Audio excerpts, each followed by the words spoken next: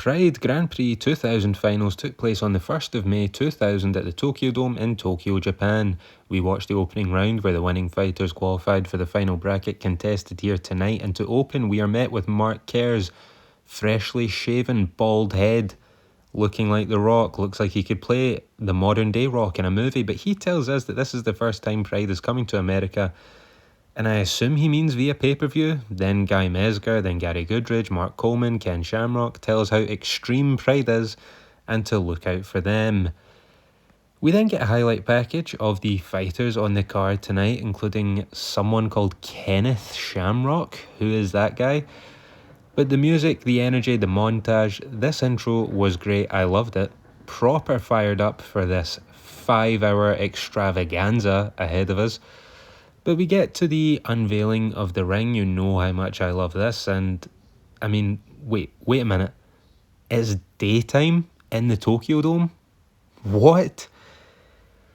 But we drop the curtain anyway, blow up the pyro and show off the belt and the trophy. Absolutely beautiful. The check for 20 million yen, or $200,000, will go to the winner of the Pride Grand Prix to be decided here tonight. We then get a video package for our first fight.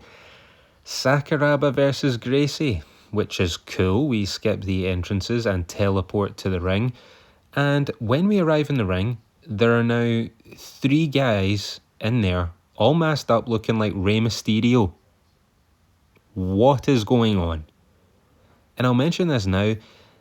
There's a weird zoom with some of these Pride cards. It's happened before. I haven't mentioned it. I will mention it now. I don't know if this is how they were originally filmed or if this is a Fight Pass thing, but I tried watching this on 3 different devices, and it's as though there's a section of the top cut off and same on the bottom, and therefore I'd assume the sides as well. But I noticed this during the pre-fight promo where Sakuraba's subtitles were cut in half, so you could only see the top of the text, like the top half of the letters. I don't know if everyone has this problem, but it is a major pain in the arse to watch when you know you're missing the edges of the screen, and what does that do for the camera work, so on and so forth.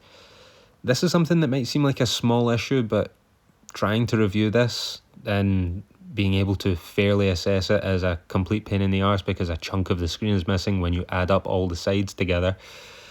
But we hear the sound of Stephen Quadros and Bash Rutten and someone else that they do not introduce. We will find out who it is later, but you can barely hear them over the crowd who erupt at the sight of Antonio Inoki. Again, I've said it before in these reviews, Inoki is a legend, huge celebrity in Japan. We get the flowers and the intros. Sakuraba takes the mask off to show his brand new red hair, the 2-touch gloves, and this is said to be fight of the century by commentary.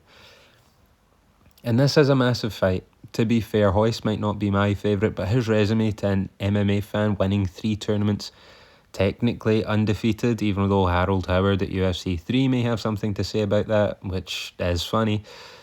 But this is a huge matchup, and they've been building Sakuraba against the Brazilian fighters and then taking it a step further to target the Gracie family. We can all get behind that. We just seen him beat Hoyler, and now Royce is here. We start with Royce charging at Sakuraba, gets the single leg, looks to posture up, and Royce charges at Sakuraba, right? Sakuraba gets the single leg and looks to posture up. He stands and lands the first leg kick of the fight. They will become important later. Gracie springs up, clinches. By the way, the crowd is going absolutely ballistic. I still don't know who else is on commentary here. They have not been introduced or introduced themselves, but they are talking. Royce tries to pull guard after some clinching against the ropes, can't get it. Sakuraba then tries to land punches on Gracie, who attempts and almost gets a leg lock, but not quite. Sakuraba pops up. Gracie now has the body lock from the back, and Sakuraba is attempting the arm lock as they crumple in a heap on the floor. And we now have a stalemate in the corner. That's also going to be a common theme. Sakuraba not letting go of the arm, Royce with the body lock and knees to the thigh, something we still see today in modern MMA. This time it's against the fence instead of ropes. And it goes without saying, the crowd is going ballistic. for every exchange. And that's not even, I know what I'm saying here is not entertaining, and it's not really that entertaining, but the crowd is going mental. At least when Sakuraba has Gracie's arm extended, but they are outside the ropes, and why is the ref not moving this back to centre? We'll never know. They really do just pick and choose when they decide to move people back to the centre when they're in the ropes. So Royce opting for kidney punches, then moving 2 punches to the side of the head. He actually does well not to hit the back of Sakuraba's head if he can help it. Sometimes Sakuraba moves and he hits the back of the head, but cannot really be helped. We're now locked into the nuts and butts position in the ropes because Sakuraba's halfway hanging out the ring and Royce is happy to keep him there. Finally, the ref gets us back into the centre. Still, well, not in the centre, into the ring. But we're in the corner. I suppose it's an improvement. But after the restart, Royce tries to jump the back, looking for the net, gets thrown off. We then stand back up. It's Royce throwing low kicks, then a high kick, diversifying his portfolio. By the way, what the fuck? Royce Gracie throwing strikes. But then we revert back to type. We end up body locked in the corner again, as we often do. Royce and Sakuraba trade takedown attempts before getting back to nuts and butts in the corner. Again, a very common theme. Commentary asking, why did Royce Gracie come out of retirement? I ask the same question every day. But they can't try and point out that, like, you know, he has such a good career and he's moved on to coaching, selling tapes, I'm presuming of his training and nothing else. And then teaching police departments. Teaching them what? How to pull guard? I'd love to see an LA police officer enter a Bloods and Crips shootout and then start pulling guard on people like Royce taught them to. Or even something less crazy than that, right? Just some guy who like robbed a store getting pulled into guard and heel kick to the kidney. I need to see that. I need to see these Royce Gracie tapes that he's sending to the police department. So we still have the body lock. And Royce tries to jump and grab the neck again. He gets shaken off again, and then he drops down for the trip, and we crumple into a heap on the floor again. But it ends up being Sakuraba in the best position for the sub. And he almost gets a knee bar as the bell goes for the end of round 1. But Royce had almost escaped. It wasn't really a case of saved by the bell. He was almost out. But this first round wasn't terrible. Right, a lot of body lock against the ropes, which isn't great, but almost a finish, I suppose, kind of a sort of an attempt to finish, we'll say, at the end of the round. The crowd is helping. They're going wild for nearly everything. But into the second, we clinch to start and into the ropes. Gracie's corner has moved, which Quadros literally reads off the rule sheet that is not allowed. And they then later say that all of Sakuraba's corner have also moved all over the place. So what are we doing here? There's nothing happening. The camera pans to Eric Clapton in the crowd. What is he doing here? Like, what is Eric Clapton doing at Pride? The ref tries to break the fight, and it ends up just being a summit in the corner. We don't break anyway. We just stay clenched in the corner. We get some Gracie foot stomps taken from fellow countryman Marco Huas. As Quadros gleefully reminds us, he loves being able to recall stuff from old fights to compare to what's happening now. Earning his money as a fight professor, I suppose, but we're still clenched in the corner, throwing these to the thigh. Again, common to what we see in modern day. We get Royce trying to pull guard, countered by Sakuraba, and we're back into the corner. And Sakuraba is so over this, as am I. And he's trying to pull the shirt or the top half of Gracie's gi up over his head like a blindfold, which the crowd finds very amusing. And there's a sort of lull in the action, so to speak, and we start to talk about gis and gi and no gi combat. It basically just becomes a podcast on commentary where they talk about Waleed Ismail, who we've seen before. He's lost every time we've seen him in UFC and Pride, but it's all good. He's apparently known as the Gracie Killer. So did Sakuraba just sort of steal his gimmick as the Gracie Hunter, or what? Why does Waleed Ismail get no respect? Now we're also talking about how MMA has become more of a science and less barbaric. Quadros reminds us that there's only been one MMA death, which is pretty good going considering what the sport is and how new it is as well. But that was at an unsanctioned event in Ukraine. Again, Quadro's really earning the Fight Professor name here, because how do you know about unsanctioned Ukrainian MMA events in 2000? Meanwhile, there's been over 350 deaths in boxing. I wonder what those scorecards look like now. And I also wonder why it wasn't really said with glee. I was going to say gleefully reminded us about 350 deaths. He didn't, but it was a point that came up, and I don't know why. But back to the action. We start trading a little in the corner and then back to the clinch, and now Sakuraba's trying to take Gracie's gi off as Helio and the crowd starts to laugh because this is ridiculous, and he's now trying to take his belt off and pull his pants down. He must just find Royce that sexy. I don't know what to say. The camera pans to Helio, who now doesn't think this is funny. But the crowd still thinks it's funny, and commentary says this is great. I don't know about that. I don't know how great it is to get your pants pulled down in front of 40,000 people, but that ends the round.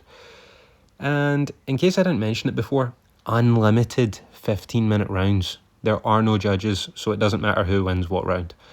Into the third, half an hour deep as we clinch against the ropes again to start. Bashrutin says, I hope this doesn't continue. As we continue against the ropes and trade knees, Sakuraba ends up landing one low, which commentary says was unintentional. They show a replay and you cannot tell where the knee lands from the angle because of Royce's pyjamas. But I could imagine Sakuraba just being tired at this point and just kneeing him in the dick, just like, get off me, like, seriously.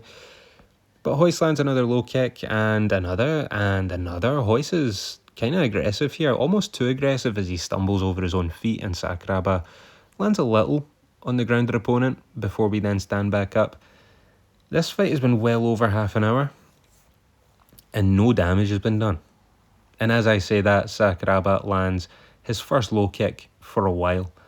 Commentary starts making fun of the time. No, I'm not joking here. The unknown commentator at the time says that it's about 6:45 here in Japan. What time do you think we'll be leaving at? And Bass says Mark Kerr's fight was scheduled to be in 3 minutes time, but I don't think that's happening. I don't think that's happening either.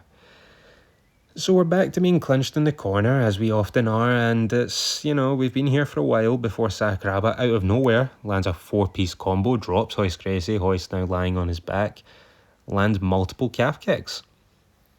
From the bottom, Sakuraba lands one, and Royce then immediately stands back up, does not want to take any more of them. Sakuraba lands one more, standing on the feet, and now Royce is limping, jumping on every feint from Sakuraba. He's really nervous about the low kick. Sakuraba lands another one. They clinch against the ropes again, break, and then another low kick from Sakuraba. And now Royce is so startled that he's trying to do something on the feet. And all I can think about is Nate Diaz saying, oh, you're a wrestler now? And now I'm thinking, oh, Royce, you're a striker now? Really? When has Royce Gracie ever thrown a punch in his life? His stand-up is like he's moving in quicksand. And now Royce attempts to disguise a butt-scooting entry as a low kick. I'm not joking. Sakuraba is having none of it. He just stands back and makes Royce Gracie stand back up. Into the fourth, and I'm determined to see this thing out. I will not skip any of it. We start at round 4 like we have done every other round and clinch against the ropes. We're here for a while, and now Quadros says that Mo has a point, so I'm presuming that this is Maurice Smith on commentary. He's the only Mo I can think of. And he's friendly with Bashrutin. They fought before. I'm pretty sure it's Maurice Smith on commentary. That would later be confirmed. Sakuraba lands a roundhouse blocked. Ends up landing on his arm. And Sakuraba then lands a low kick on Royce as Royce kicks to the body. And these low kicks are probably starting to really add up about now. Royce tries to land another high kick. Again, what? It gets caught by Sakuraba. And Sakuraba just throws him down to the ground, does nothing, just makes him stand back up. He knows that these leg kicks are tallying. We then get 2 submission guys trading strikes. And it looks how you would imagine before we then clinch in the corner. Thankfully, it doesn't last long and we move back to the centre. Sakuraba lands a knee, a left hook. Royce drops to the floor as a form of defence. Willingly gives him a knockdown because, again, there's no judges. This wasn't really a proper knockdown. Like, if this was a normal fight with normal rules, then it would be a knockdown, but here he gets hit and drops down as a form of defense. I can't even believe I'm saying these words. But we body lock again from the back. We haven't seen that in about 45 minutes. Attempted trip, and the takedown was actually successful this time, but Sakuraba gets right back up to the feet and to the corner, and again a repeat of round one where Royce tries the takedown. Sakuraba lands in position to get the knee bar with about a minute left. Well, in the first round there was about a minute left, but he should show more endeavour here, but he's relaxed, and commentary reminds us that, you know, we're coming up for an hour. We're coming up for an hour, and Bas Rutten goes, Jesus Christ. Which is so true, because I'm watching this knowing that it goes 90 minutes. If you're watching this live at the time, you must think that this is going to go on forever. And the thought of half an hour more of this is bad enough. Because this isn't even a grappling clinic. The striking also isn't great. There's a lot of stalling and some intermittent action. I've made this sound a lot more entertaining than it actually was. So we start round 5, clinched in the corner. Oh my fucking god. Gracie pulls guard. Finally Sakuraba goes with him. And now it's flashbacks to the first UFC cards, particularly Royce against Shamrock, when we were in the guard. But not a lot's happening. And then all of a sudden, out of nowhere, he throws, Sakuraba that is, throws a double slap. And then a double karate chop. What the fuck? Where did this come from? What is happening?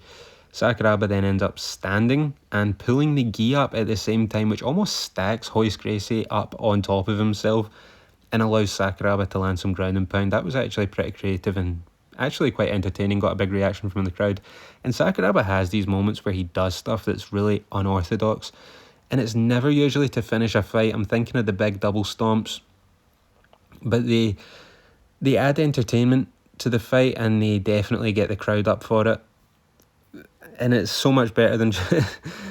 I mean, look, we stay in guard the whole time until the round ends, and Bas Rutten screams 1 hour and 15 minutes, but at least Sakuraba's trying to add something to this. And can you imagine being in the crowd for this? You bought tickets to see the most stacked MMA tournament of all time. You're stuck watching an hour and 15 minutes of this, with absolutely no end in sight, commentary predicting at least another half hour. The 6th round starts, thankfully not with clinching against the ropes, but with a takedown guard pull, kind of.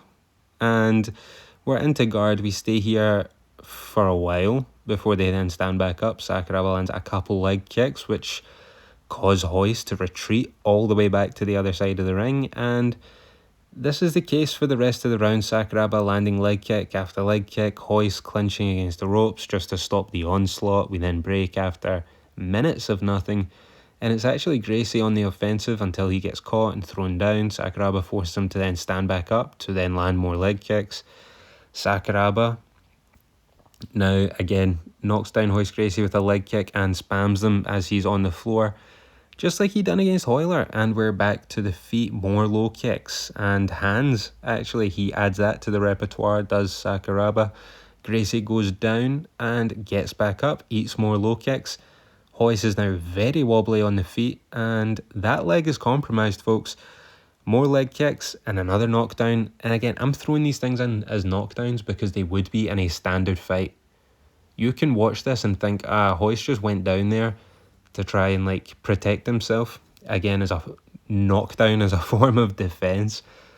But these would be knockdowns in normal fights, so I'm counting them as knockdowns here. Royce has switched stances, and now we're looking at a very nervous Helio Gracie, and the Gracie corner's preparing the towel. It's in their hand, the crowd have seen it, they're up, they're making noise, and now Gracie is in the butt scoot position and Sakuraba's landing low kicks to cheers from the crowd. He does the jumping stomp, doesn't land with the feet, but lands the punch, which is very different. And as we're getting ready for the 7th round, that was the last action of the round, Gracie's throw in the towel and the crowd erupts. Kazushi Sakuraba beats Royce Gracie. That's 2 for 2 against the Gracies. An amazing win for Sakuraba. We're only 2 hours into this event. We've seen one fight. There's 3 hours and 9 minutes left for the rest of the tournament. What the fuck? look, this fight is not for me. By any metric, the time is just ridiculous. Unlimited rounds is preposterous because it can literally just keep going and going and going until the end of time, or like until someone gets hungry or needs the toilet.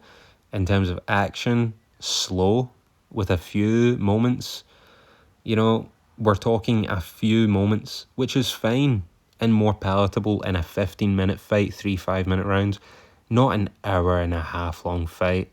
So I'm glad that it's out of the way and I don't have this hanging over my head anymore. We've passed that checkpoint in Pride's history. We sat through Gracie versus Sakuraba. You know, we've sat through it to prove that we're really hardcore. And Sakuraba is into the next round because we still have a whole tournament to go. We are 20 minutes into this video right now. I could have clipped this up and made it its own video. I might actually need to. Next up, Ice Cold Igor Vovchanchyn versus Gary Big Daddy Goodridge, a rematch from Pride 4 where Igor got the TKO win over Goodridge. Let's see how we fare the second time around. Both these guys are two of my favourites, so I don't really mind who wins here. Let's just enjoy what will hopefully be a good fight.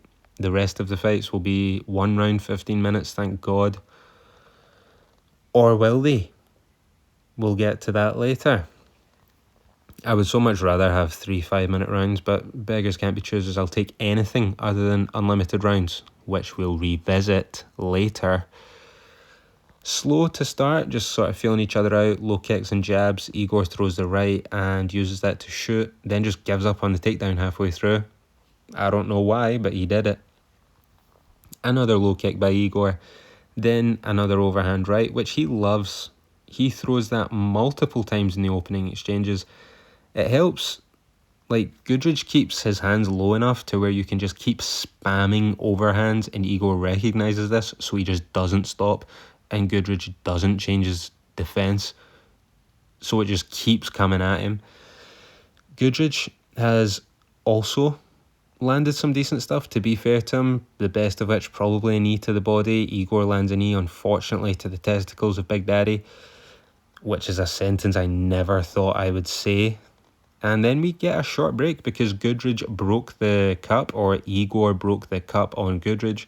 So he has to go behind the curtain and change the cup whilst behind the towel. And you see the most camera bulb flashes you have ever seen in your life. Everybody is trying to capture the hog of Goodridge. I'm not going to call him Big Daddy for that. But we restart and Igor lands a fast combo ending with a body kick, but Goodridge keeps walking forward and another combo. And Igor's throwing like 3s and 4 punches to the head, then comes up with the body kick. It's more often than not there. He does this a few times because Goodridge is blocking the head, the body is there, wide open. He lands it twice in a row. And the snap sound is just ridiculous in the echoey building. But Igor lands that overhand right. Again, stuns Goodridge, who is put on skates, and then Igor just sort of unleashes the fury in the corner. He's landed that overhand right 3 times now, maybe even 4. He throws the left hook over the top with the overhand, so he has a nice 2-piece and a nice 4-piece combo. Goodridge has Igor body locked in the corner, walks him into the centre, the trip drops him. You would have thought he slammed him. See the thud? It was as though a gunshot went off. I'm not even joking. It sounded as though Goodridge slammed him like Rampage would have done, like that powerbomb thing. The thud of all that mass hitting the mat, disgusting. Into guard, and Igor's doing his best to land from the bottom, mostly on the ears of Goodridge, nothing really too devastating. Goodridge then stands up and then just lets Igor back up as well. Don't know how smart an idea that is. He lands a nice knee in the clinch after finally blocking one of the overhand rights. He finally got his hands up in time. Igor didn't really set it up though, it was just a cold overhand. He didn't throw anything prior.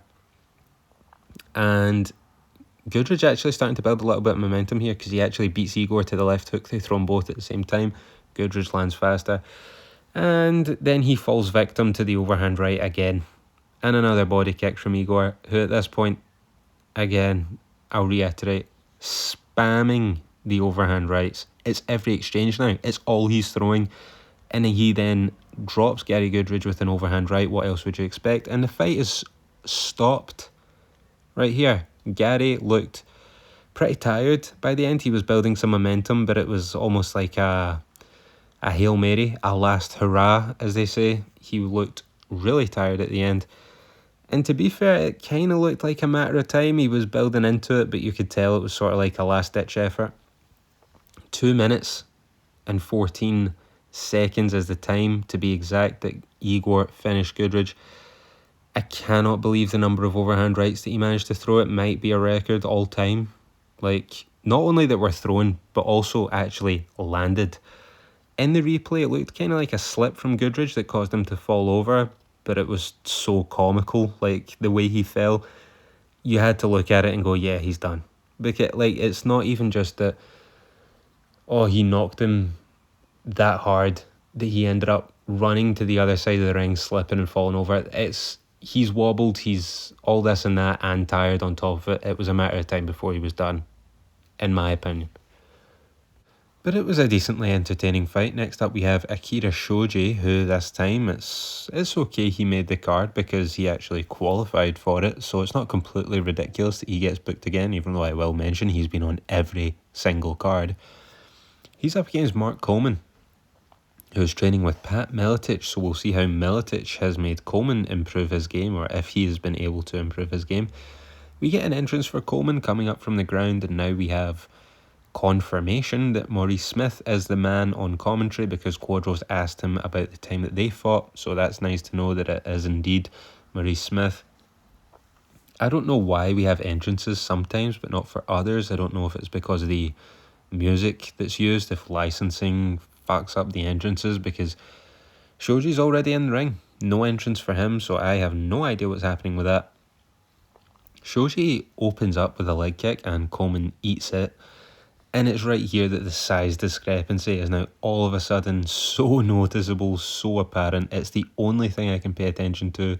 Shoji is now repeatedly going for leg kicks, and I don't know what Coleman is trying to prove, but he really should shoot in, because it's not as though he's exhibiting any skill on the feet, even though he is working with Miletic.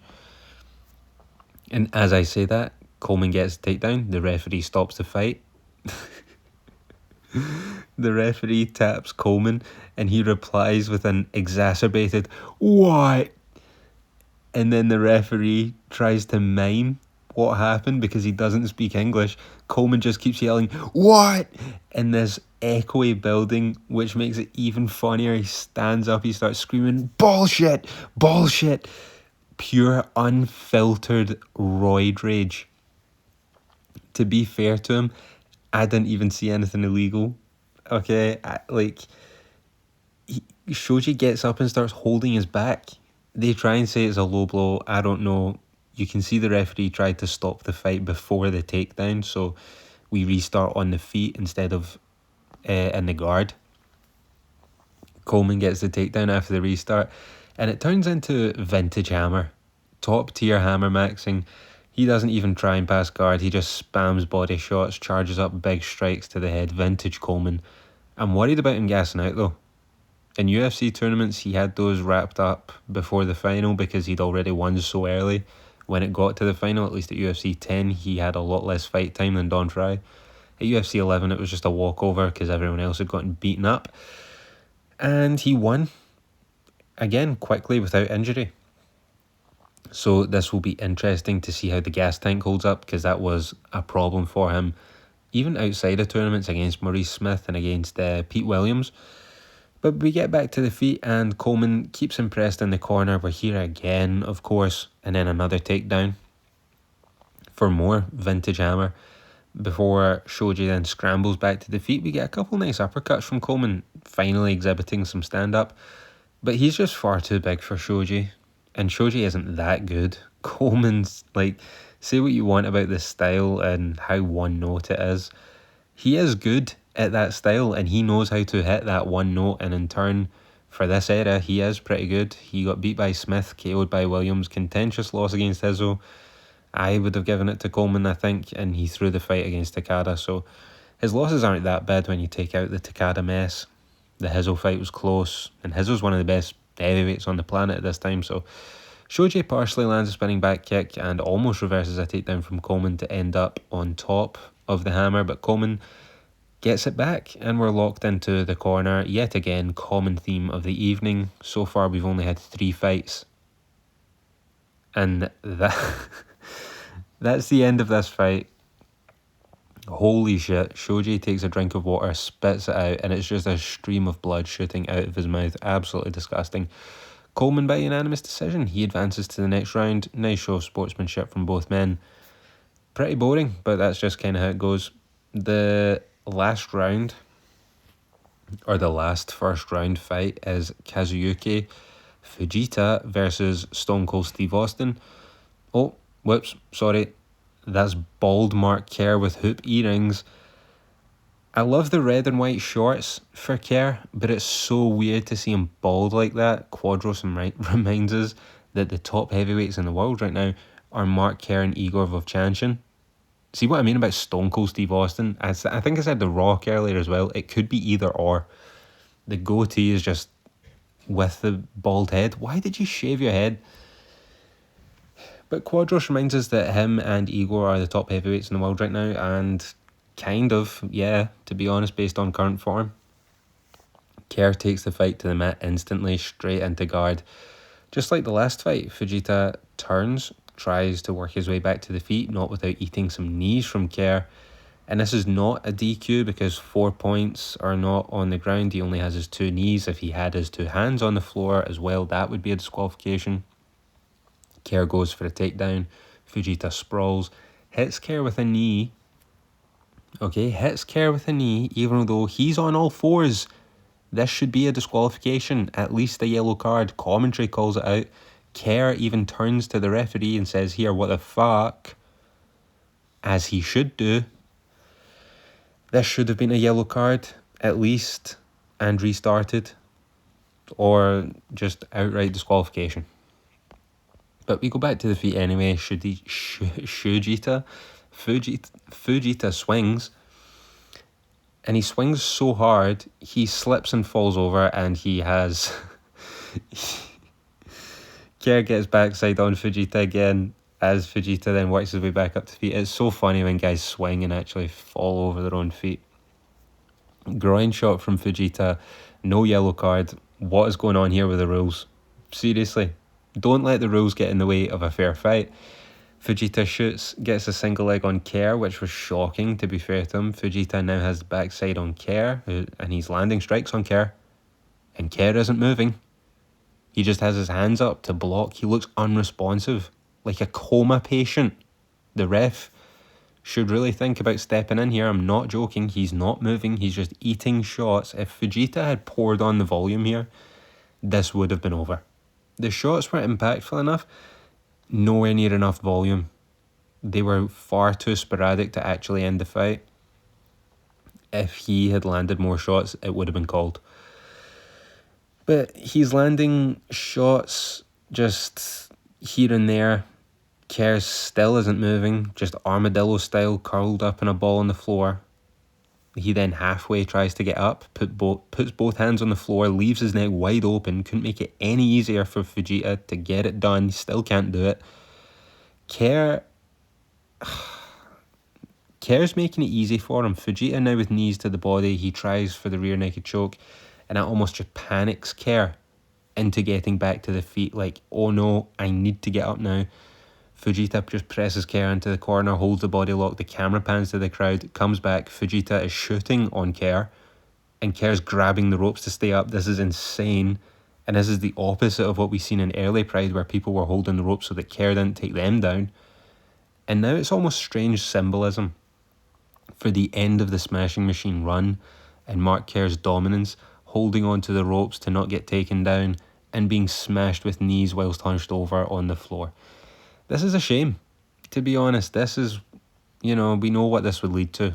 Not only Mark Kerr's career, but life in general. Life's already pretty difficult right now for Kerr at this time. I'm not going to pile on. But from being on top of the world, Quadros said him and Igor are like 1A, 1B best in the world right now. And where this loss would kind of lead to For Kerr's a shame. It's nice to see he's doing well now, of course. He will win again, but what follows that win is some pretty tough losses. Lionel Rivera has a documentary on Mark Kerr. You should watch it, of course, after this video. Next up, we have a repeat of Kerr versus Fujita. What the fuck? I'm not kidding. I had to close down my Fight Pass app and reboot it to make sure that this wasn't a bug. It replayed everything. The pre-fight interviews, the entire fight, sorted out Fight Pass. I have no idea what was supposed to be here, or if this is how it originally aired, or if it was like an issue with the initial release or a problem with Fight Pass. I don't know. But actually, next up is our first semi-final fight. We have Igor Vovchanchyn versus Sakuraba. We start at a slower pace than the Goodridge fight, and I cannot believe Sakuraba fought for 90 minutes and is back out here. No contact to start, just how we all like it. Sakuraba shoots, gets single leg, goes to side mount, almost gets the armbar, and I mean almost. Bas Rutten screams like, "Oh, he's got it," in his Dutch accent. And Igor is now on top. He manages to escape, and this would probably be the best way for him to win, to be honest, because of the weight difference. Pride has a rule where the heavier guy has to effectively 10-8 the smaller guy. That's why sometimes fights that should not go to overtime do, because instead of the round starting at 9-9 like a normal fight and the winner gets a 10, it starts at like 9-8 in favour of the smaller guy, and the heavier guy has to effectively dominate to outright win the fight, or else it'll go to an overtime. But we stand back up from where we were. Sakuraba gets another takedown. Can't believe he's getting these takedowns on Igor so easily given the weight difference. He's really pushing for the ground game, because it's weird because Sakuraba's path to victory is submissions, but I feel like Igor, if they stand on the feet, Sakuraba will probably be too elusive. It's easier for him to get him down on the floor and either ground and pound or just, again, stall this out.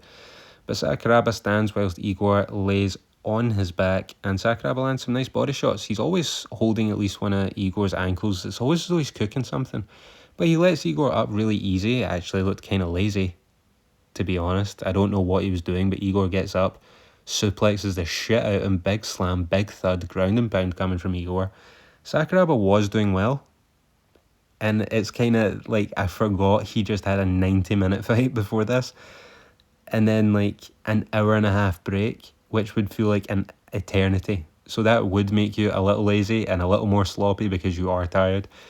Igor lands some more ground and pound as we move to centre. Sakuraba covering up. He's at least moving, showing proof of life, unlike Mark Kerr, who just curled up into fetal position and entered suspended animation. Sakuraba gets up and hits back with a hook. He tries a single leg again and then just lies on his back, and that's what caused the controversy. Igor landed a hook. Sakuraba then tried for the single leg, but he sort of slumped over. Remember that controversy from Ultimate Japan 1. So Vera hit Sakuraba at Ultimate Japan 1, and he slumped over a little bit while shooting the single leg because the distance between them was so short. He had to slump over and get the takedown. Big John stepped in thinking that he was knocked out, but he was still clearly with it, like he is here. But commentary thinks that this is going to go to overtime, and they are correct. There is going to be 10 more minutes, and Jesus Christ, could you imagine fighting for 10 more minutes against Igor Vovchanchyn after fighting 90 minutes against Gracie? Sakuraba's corner throws the towel in. Good choice. Sakuraba looked really tired towards the end, and he fought for 90 minutes earlier. And I think, honestly, I think that it could either have been a bad KO, but probably more likely just a rough watch for an Igor TKO. Fair play to Sakuraba for getting in there. But if this had gone further, I'm thinking probably a bad TKO, or a bad KO, or just a really rough beatdown for a TKO into overtime. But next we get a super fight between Guy Mezger and Masaki Satake. That is a real name. And we've seen this guy lose to Mark Coleman. This fight isn't part of the tournament and isn't featuring the biggest names. No matter how much I like Guy Mezger, I understand the food chain here. So I'll briefly hit the high points. Clinch in the corner to start, because what else would we do? There is no other way to start a fight. We are here forever. Forever. With Mezger in the dominant position. Finally a break. Jesus Christ, thank you, referee. Mezger shoots, Take stuffs, and we're clinched back in the corner. This is such good shit. See, when you sit through 90 minutes of Gracie Sakuraba and then every other fight bar one is going to a 15-minute decision, what you want is a super fight between two guys that are not super and get bounced out of the opening round before the finals. That's exactly what you want. The two then end the round with some shit kickboxing, trying to point fight at range. There's another round, by the way. 2 10-minute rounds. Kill me now. Everything from the last round applies here. Mezger, this time, gets a few takedowns, spends the whole time on top. Totally pointless fight. Mezger wins via unanimous decision. Literally nothing happened. And we have another super fight later on. Ken Shamrock, Alexander Otsuka. But first, Mark Coleman versus Fujita. The bell rings. The towel gets thrown in. What the fuck? The bell rang. Fujita sprinted to shoot at Coleman. The towel came in. He stopped trying, sat on the floor holding his knee. What the fuck is going on?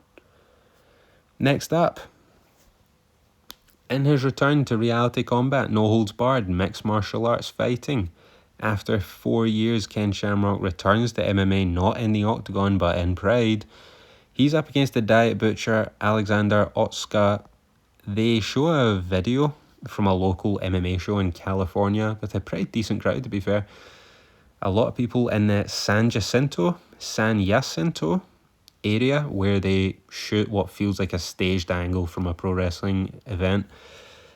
It feels very forced and manufactured, just to promote Ken's return. But we get to Ken Shamrock and Otsuka. Otsuka starts by throwing a low kick and the lights go out. No, I'm not joking. That actually happened. And Maurice Smith on commentary says, pro wrestling. And then Quadros goes, I don't think so. I have no idea what either guy meant, but it was so out of character, context. It made no sense to say anything there. And they did. I don't know what's going on. But we restart. The two trade jabs and low kicks. Otsuka lands his foot on Shamrock's shin and visibly flinches. There's a point where the Diet Butcher runs the ropes like a wrestler would. And then they almost lock up like a collar and elbow tie-up. This is far too much wrestling for me, especially when Maurice Smith is mentioning pro wrestling earlier. I'm suspicious about the legitimacy of the matchup now. This is all very, very weird and too convenient to not have something going on with it. The two trade mostly kicks to the leg and body. Diet Butcher is selling the kicks as though he's trying to show everyone he's hurt. The check earlier on where he landed his foot on Shamrock's shin. This one to the body where he shows everyone he's hurt as though he's trying to play to the crowd. This makes no sense. Shamrock gets the takedown. And shockingly actually gets into mount. Normally he's a full guard or nothing type guy. But he spoke about how he used to be the leader of the Lions Den, and now after his 4-year break, he's the one being taught. So maybe they've told him, like, here, listen, brother, you need to start getting into mount. Ken spends his time trying to target the arm as well, looking for the key lock. He also lands some decent ground and pound here, as well as temporarily then giving up the arm lock, only to then look for it again. And holy shit, it actually kind of looked deep. But Otsuka either double jointed or something, arm almost hanging off. He basically just rolled with the key lock and used that to, like, he turned with his arm. So he managed to escape. It was actually pretty impressive. Otsuka then shoots, Shamrock sprawls, and we come back up. Shamrock's corner keeps asking him to throw hands, which has never been his game, but his stand-up has seemingly improved a little. We never used to see any stand-up from him, so anything would be an improvement. But Otsuka's all cut up, and Ken lands a nasty 4-piece. Otsuka goes down. Shamrock gets a KO win using his boxing. After 4 years, Shamrock comes back, looked as good as he ever has done. Genuinely the best Shamrock performance I've ever seen. And it was after a 4-year layoff with all this other like weird stuff happening. Igor Vovchanchyn couldn't knock out Otsuka after 15 minutes. Ken done it in 10. having never pieced up anyone on the feet before. Otsuka beat who ass as well. His losses, right? Egan Inoue. I'm sure it was Egan and not Ensign. Igor, Renzo Gracie, Shamrock. He's been in there with some decent competition. I just thought, this was so weird. If this was a legitimate fight, Shamrock did look really good, it has to be said. He also had some nice words from Otsuka after the fight. This has no real bearing on the tournament. It was nice to see Shamrock's return, and this was an actual super fight, seeing as it had Ken Shamrock in it. Not really so much with Mezger's last fight. But now it's finally time for the main event. $200,000 on the line, the trophy, the championship. The first ever winner of the Pride Grand Prix will be decided right now. Igor Ice Cold Vovchanchyn versus Mark the Hammer Cold. Whoa. Mark the Hammer Coleman. We are underway, a slow start. Coleman shoots, gets the takedown on Igor, and I mean, we've seen Sakuraba get the takedown on Igor, so the Hammer gets it with relative ease. Into guard, minimal ground and pound, and almost eye pokes, maybe, kind of, not sort of. The picture isn't really good enough. Sorry about that, by the way. This is literally how it looks on Fight Pass. I can't really improve that. But the picture isn't really that great. It's tough to see if there were eye pokes, but still, I'm like, we've been down here for a couple minutes. No damage done. Igor hasn't said anything, so I'm presuming that there was nothing happening. No funny business with the eyes. The only difference that we've really seen in the fight from the start is we've shifted from the centre to the corner. We've been in guard the whole time. Coleman, every so often, will maybe go for a neck crank, 2 hands around the back of the head, pulling Igor's head into his chest, but Igor's build would make it very difficult to submit him from here. Coleman lands some decent shots to the body before moving to side control. We then move back to the centre, back to guard. Holy fuck, this is 20-minute rounds. Unlimited rounds at 20 minutes a piece. I cannot watch this shit for another 20 minutes. I can't watch this shit for one 20-minute round. Are you kidding me on? We're still on the ground. This is some Royce Gracie, Ken Shamrock level shit from UFC 5. What are we doing? Igor tries to roll out. Coleman puts the kibosh on that. We stay in the guard, of course. And here we have interesting conversation because now there's nothing happening in the fight. Quadros says that he likes tournaments. It's as though this guy speaks for me. It's like he can read my mind. Commentators around the world take notes. You speak for the people at home. But he says that tournaments are the best way to build fans because people like tournaments.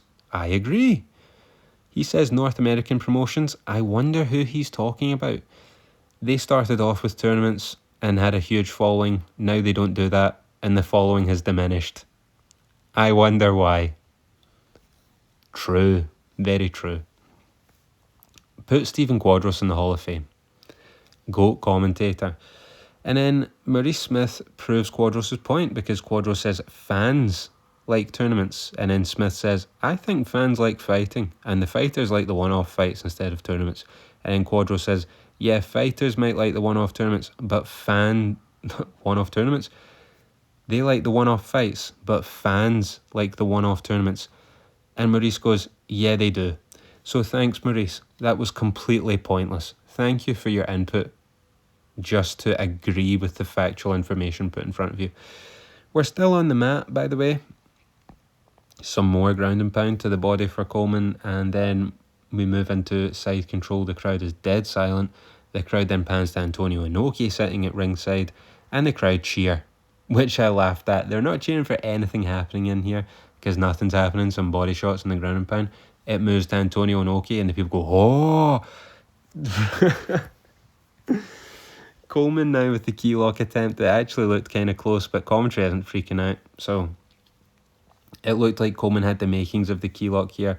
Igor's arm is bent round kind of awkwardly, but he's doing his best to keep it straight and his arm up. And he manages to escape, only to still be on bottom in the guard. 20 fucking minutes.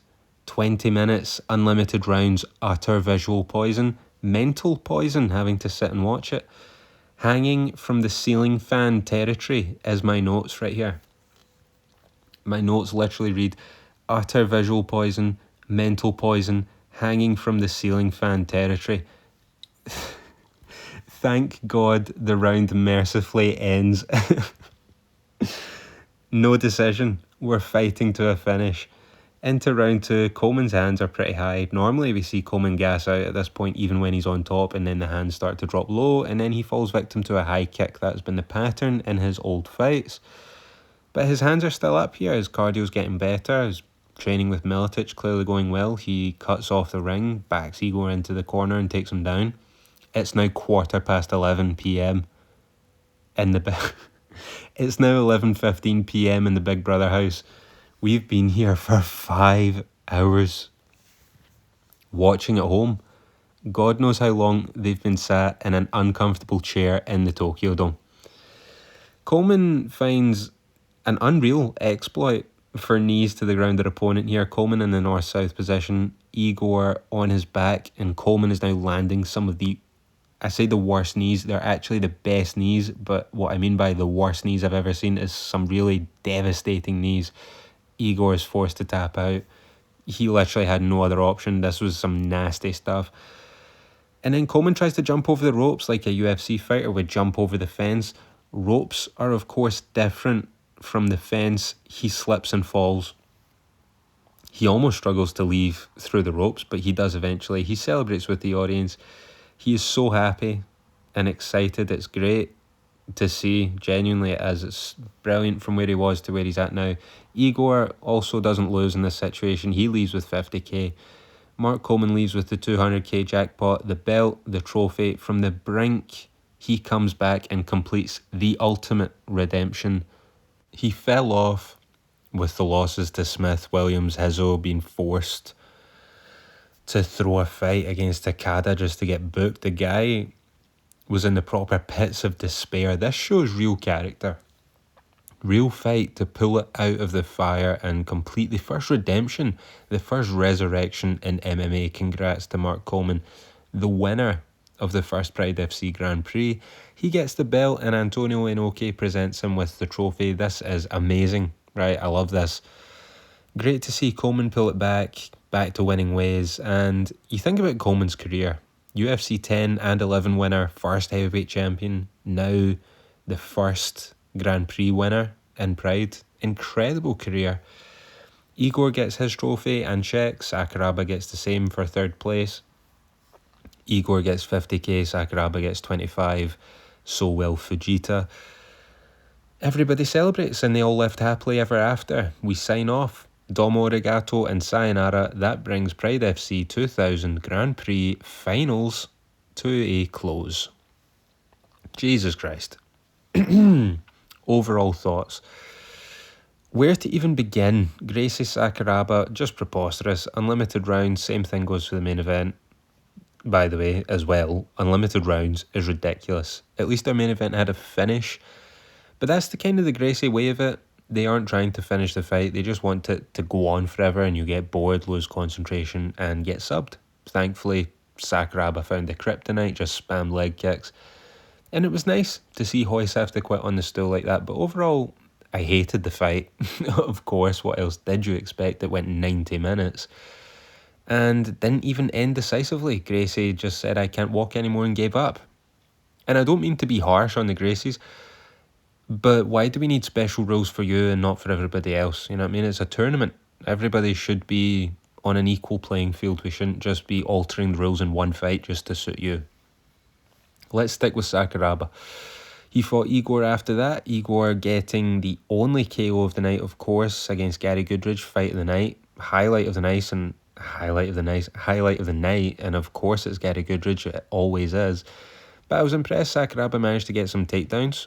And it might be ridiculous to say this, but if he hadn't been forced into unlimited rounds and had fought just a 15-minute fight like everybody else, maybe he doesn't get sloppy towards the end, and maybe he is able to keep Igor down and get a decision or a sub, who knows. But Igor beating Goodridge and Sakuraba one after the other is very impressive. In our other bracket, Mark Kerr, I mean, what happened?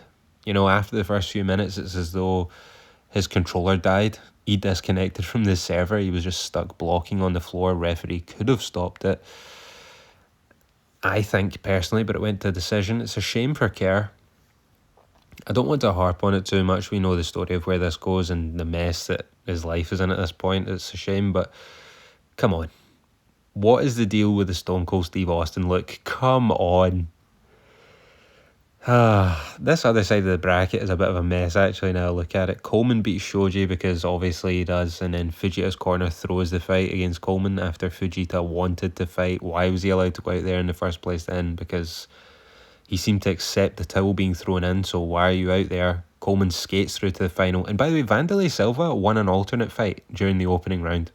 I know that he just fought Tito Ortiz a week ago, but how can he not get paid money to be here? Is he hurt? They never said anything. But Coleman is able to skate through to the final without having to fight his friend and having to fight anybody. He just passes through Fujita straight to Igor, who had the toughest opponents of anyone else in the bracket. Oh, I almost forgot. Ken Shamrock put in probably the best returning performance I've ever seen. And there was a lot of pro wrestling references on commentary. Diet Butcher was doing all sorts of weird stuff. I hope it was all on the up and up, but I cannot confirm nor deny. And I'm about to give up on Guy Mesger. There's only so many times I can say, don't worry guys, he is actually good after you're involved in another fight that stinks. There comes a point where I need to, stop giving you the benefit of the doubt, basically. And in the finale of the night, 20 minutes for a round is way too long. Anybody saying they don't want rounds in MMA have never watched MMA, because this is what it devolves into. This is what it becomes. 20 minutes a round is effectively no rounds. That's nearly an entire UFC championship fight. It's only one round. But this is what it becomes. Someone on top in guard, hanging on to that position for dear life, never letting go. And that's it for the round. That was basically 20 minutes of guard. It was a nice finish from Coleman. In the end, it's nice to see him recover and pull his career and reputation out of the fire with a win like this. And even though Igor had one extra fight, he's still a tough opponent. Coleman decisively won, so there's no arguments with it. He deservedly won. And congrats to the Hammer, basically. All in all, a historic tournament for both good reasons and bad. And that's really the only reason to go back and watch this. You cannot go back and watch this for entertainment value and tell me that you are a fully sane, fully functioning human being.